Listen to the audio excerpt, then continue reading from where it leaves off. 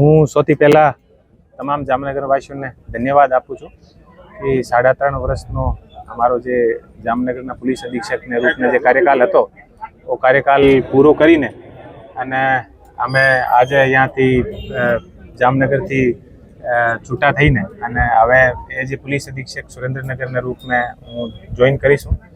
જામનગરમાં જે 3.5 વર્ષનો કાર્યકાલ હતો અમે પૂરી કોશિશ કરી હતી કે કાયદો અને વ્યવસ્થા જે છે આ સારી રીતે ચાલે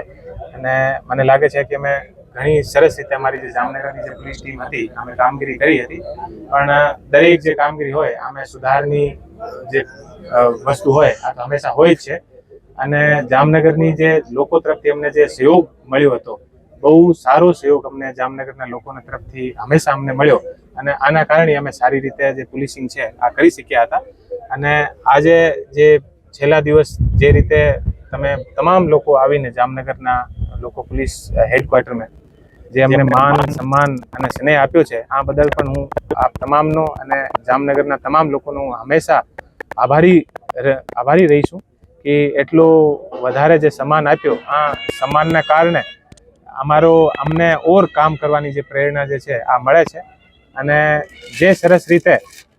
પોલીસ હેડક્વાર્ટરમાં પોલીસ દ્વારા જે કામગીરી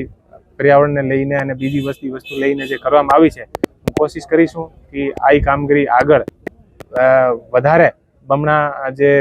જોશ અને ઉત્સાહ સાથે હું આગળ કરું. એક વખત ફરીથી હું આપ તમામનો આભાર વ્યક્ત કરું છું અને જામનગરના લોકોના પ્રેમને હું ક્યારેય પણ ના ભૂલું અને આપ તમામને મારા નમસ્કાર.